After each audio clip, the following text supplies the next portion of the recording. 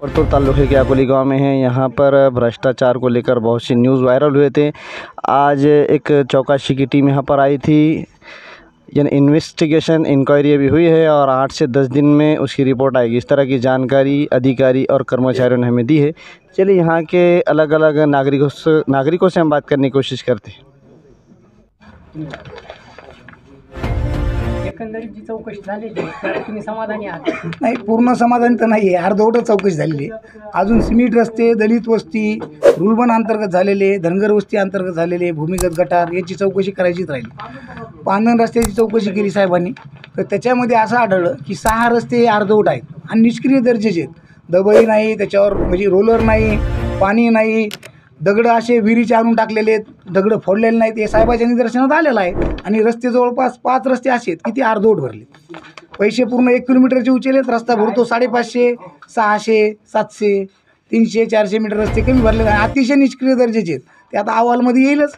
आता एकंदरीत समजा जो अहवाल तर पूर्ण तुमच्या बाजूनेच लागणार आहे निश्चितच, कारण कामच भ्रष्टाचार झालेला आहेच। आणि पुढची काय दिशा राहील? पुढची दिशा काय, आमचं एवढंच म्हणणं आहे की जे शासनाने ग्रामस्थासाठी पैसे ग्रामपंचायतला दिले त्याचा योग्य वापर झाला पाहिजे। आमचं म्हणणं आहे, एक तर त्यांनी काम व्यवस्थित नंतर करून घ्यावं किंवा मग रिकव्हरी करावं। म्हणजे तुमची भूमिका एक तर काम पूर्णपणे व्यवस्थित झालं पाहिजे किंवा मग रिकव्हरी, शासनाने रिकव्हरी घेतली पाहिजे।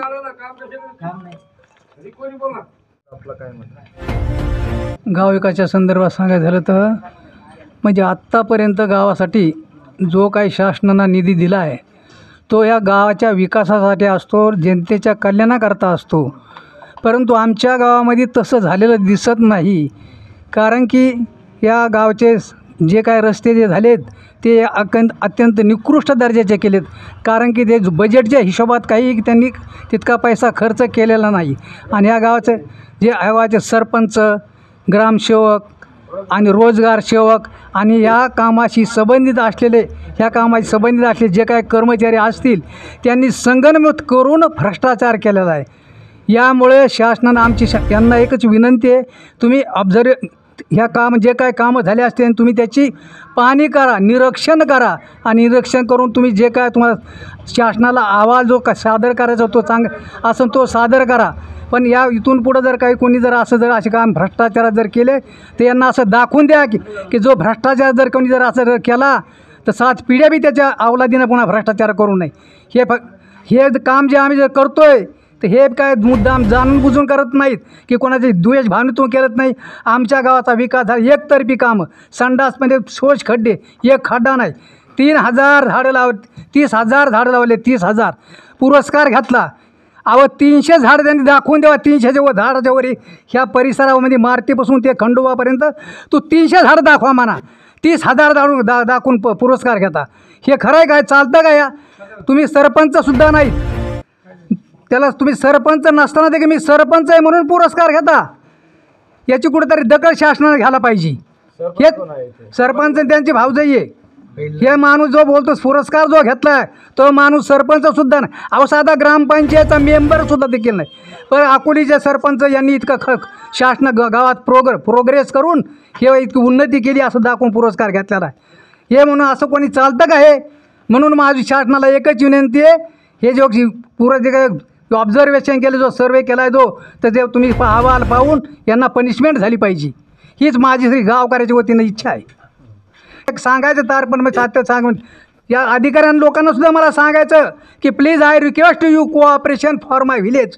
काम करत असताना be good work and do good work, काम चांगलं करा आणि जास्तीत जास्त काम करण्याचा चांगला प्रयत्न करा। म्हणून त्यांना मी एकच सांगतो, आता तुम्हाला तर मी आत्तापर्यंत सांगितलं आहे, you know all my whole history. म्हणजे त्याला गावाचा you know all my whole history village, म्हणजे माझ्या गावाचा तुम्हाला सगळा इतिहास आता माहीत झालेला आहे। आता यापुढं काय ॲक्शन घ्यायची तुम्ही करू शकतात। बऱ्याच गोष्टी तुम्ही सांगता की आमच्या गावामध्ये तुम्ही प्रगती केली, शासनाचा पैसा जो आणला, पैसा जो आणला तो तुम्ही काय केलं? पैसा हा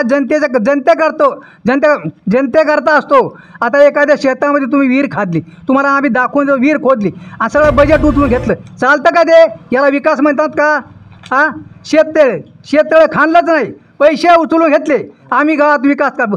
मग शासनाला तिकडे दिसतंय की अरे बाप ह्या गावात इतका निधी खर्च आहे. आपण परेशकर तुम्ही जे फॉरमध्ये हे तुम्ही जनतेकरता हे कामं केले नाही, तुम्ही फॉर ओनली फॉर हिमसेल्फ यांनी फक्त स्वतः करता कामं केलेले आहेत. हेच इतकं सांगायचं मला. गावाला शेतात जायला रस्तेसुद्धा नाही. तो मग त्यात पाणी अहो लोकांना पाणी विकत घ्यावं लागायला लागले. 4-4 दिवस 8-8 दिवस पाणी सुटत नाही. रस्त्याचे पूर्ण पैसे उचलून यांनी सगळे रस्ते अर्धवट सोडून दिले.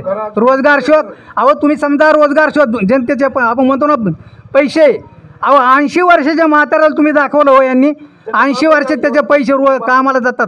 त्याची तुम्ही पाहणी करा बरं की तुम्हाला दाखवतोच ना आम्ही 80 वर्ष वय आणि तो रोजगार हमीच्या कामाला. अहो 60 मुलगा शाळेत आहे आणि त्याचं नाव रोजगार हमीमध्ये त्याच्या नावावर पैसे चालतं का हे असं शासनाला. म्हणून माझी सांगतो सखोल चौकशी करून तुम्हाला जे योग्य वाटलं ती कारवाई करावी हीच माझी इच्छा आहे. नाव सांगा. ओंकार माणिकराव देशमुख. विकासाबाबत आपलं काय म्हणणं? गावाच्या विकासाबाबत म्हणजे काय, गावात फक्त वरून विकास दिसायला फक्त गावाच्या तोंडाला विकास आहे, आतमध्ये सगळा भ्रष्टाचार आहे. एका कामावर 2-2 कामाचे पैसे उचलले, 2-2, 3-3 कामाचे पैसे उचलले. निष्क्रिय दर्जाचे काम आहेत. आता चौकशी अधिकाऱ्याने बघितलं, एक पार मारली तर सगळी माती खालून दगडं निघायला लागली. कॉन्क्रीटचा उपयोग नाही, त्याच्यावर पाणी मारलेलं नाही, मेजरमेंटमध्ये नाहीत, लांबी रुंदीमध्ये रस्ते नाहीत, क्वालिटीमध्ये भेटतात आपल्याला. हां मूलभूत सुविधा काय काय भेटतात? 15 दिवसाला प्यायला पाणी भेटतं ना. 15 दिवसाला गावात एकदा प्यायला पाणी भेटते आम्हाला. आरोग्य तपासणीला काय लोक येत नाहीत, ते आम्ही आमचं जाऊन करतो. ह्या मूलभूत सुविधा आहेत आमच्या गावातल्या. स्वच्छता आता तुम्ही बघितली, हे इथं सगळा काळी कचरा, इकडं थोडा कॅमेरा फिरवला तर ही शाळा आहे का, हे शाळेचा परिसर आहे का,